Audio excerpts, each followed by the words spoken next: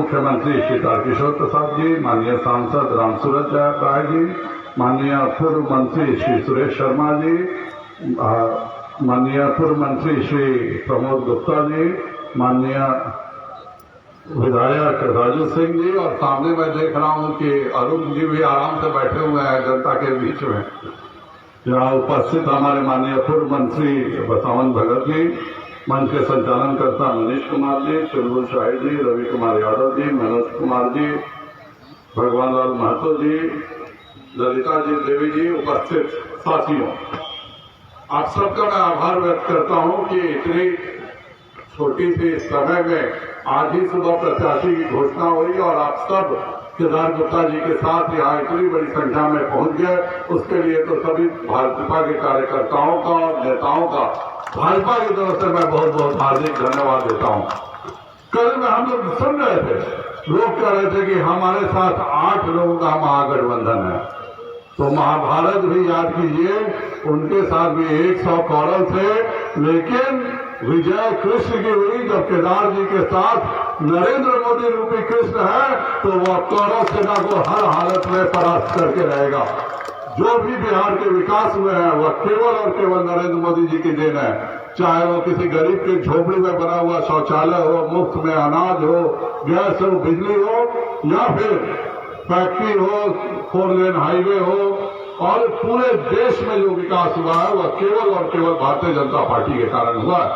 इस बिहार में जिन लोगों ने भी बिहार को बर्बाद करने का काम किया, जो एक सिंडिकेट चला करके गरीबों का अनाज छीनने का काम करते थे, वह लोग आज आपके सामने फिर प्रत्याशी बन के आए हैं। आप लोगों ने पिछले बार भी हराया था 11,000 मतों से, और मुझे पूरा विश्वास है कि 15 के पहले जिस तरह से सारे राशन गायब हो जाते थे, हर गरीब को मैं चैलेंज करता हूं कि 15 के पहले गरीब बताए क्या उनको हर महीने राशन मिलता था क्या? या तो जब एक अति पिछड़ा का बेटा केदार गुप्ता बना तो हर गरीब के घर में राशन मिलना शुरू हुआ। यह याद रखने की जरूरत है, 15 के पहले क्यों नहीं राशन मिलता था? पूरा मुजफ्फरपुर में एक सिंडिकेट गैंग चलता है, और वह पूरे मुजफ्फरपुर जिले को चाहता है कि उसके हिसाब से वो चले। यह सीट राजद की थी, लेकिन कुछ लोग हमारे यहाँ हैं कि बस राशि मिल गई, काम हो गया, राशि दे दिया गया, सीट कहीं भी चला गया। आज एक और है बेचारे कब से इंतजार कर रहे हैं कि पहले राशि मिल जाए तो हम अपना टिकट घोषित करें। उनको भी सिंडिकेट के आदेश का घोषित करें, सिंडिकेट आदेश देगा तो चुनाव लड़ाएंगे, नहीं देगा तो नहीं लड़ाएंगे।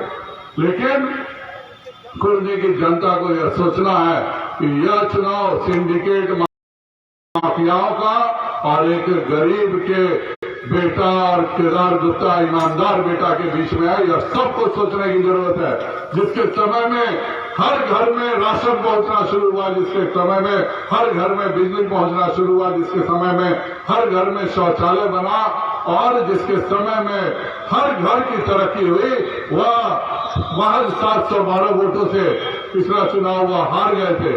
और हारे भी वो वोट के कमी से नहीं थे। यह बहुत कम होता है कि केदार गुप्ता जी विधायक बने थे तो उनको 73,000 वोट था, और जब वह हारे तो 78,000 वोट था।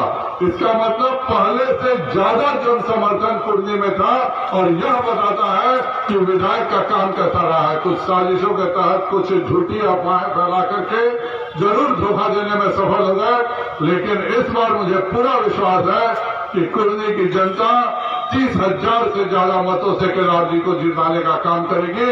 यह लड़ाई विकास और विनाश के बीच में है। यह लड़ाई एक घोटालेबाज सिंडिकेट। मैं तो पूछता हूं नीतीश जी को ऐसे ही लोग पसंद क्यों आते हैं? जब किसी की तस्वीर और किसी का केस रहता है, झारखंड में जो शराब बेचने का माफिया रहता है तो पसंद आ जाता है। किसी कोई शराब पीते हुए अगर हर जगह मिलता है, कम से कम बताओ तो सही भाई कि यह शराब तुम पहले पी रहे थे कि शराबबंदी के बाद पी रहे थे? आज तक अभी नहीं बताया गया है, क्योंकि वह जानते हैं कि बिना दारू के किसी का काम ही नहीं चलता। तो वैसे लोगों को उम्मीदवार बनाना यह पसंद करते हैं, क्योंकि एक पूरी राशि थानों के माध्यम से इस सरकार को शराब माफिया के रूप में पहुंच रही है।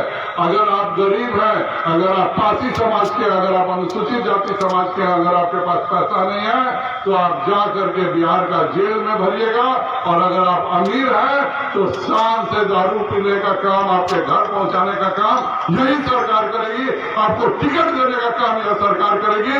यही नीतीश कुमार पूरे बिहार को मैसेज देना चाहते हैं। इसलिए मैं आप सभी से अनुरोध करूंगा कि यह चुनाव में एक एक वोट कीमती है। यह चुनाव है नरेंद्र मोदी जी के बीच में और बिहार के एक सिंडिकेट माफिया के बीच में। यह चुनाव है कि आपको कैसा जनप्रतिनिधि चाहिए। रोज आपके घर में उपलब्ध होने वाला केदार जी चाहिए कि 5 बजे के शाम के बाद कहीं दुनिया में नहीं दिखने वाला जनप्रतिनिधि चाहिए। यह कुर्नी के जनता को सोचने की बात है। मैं कुर्नी की जनता से एक ही अनुरोध करने आया हूं कि इतने मतों से विजयी बनाए कि कुर्नी का इतिहास हमेशा याद रखे। मुझे पूरा विश्वास है कि आप सब इतने देर तक यहाँ पे उपस्थित हैं, जन समर्थन के साथ देंगे। एक बार जोरदार नारा लगाइए, नरेंद्र मोदी जिंदाबाद, भारतीय जनता पार्टी जिंदाबाद, भारत माता की, भारत माता की। धन्यवाद। बहुत बहुत आभार माननीय प्रदेश अध्यक्ष जी। हमने धन्यवाद ज्ञापन के लिए इस सभा की अध्यक्षता कर रहे माननीय जिला अध्यक्ष जी को आमंत्रित करता हूं।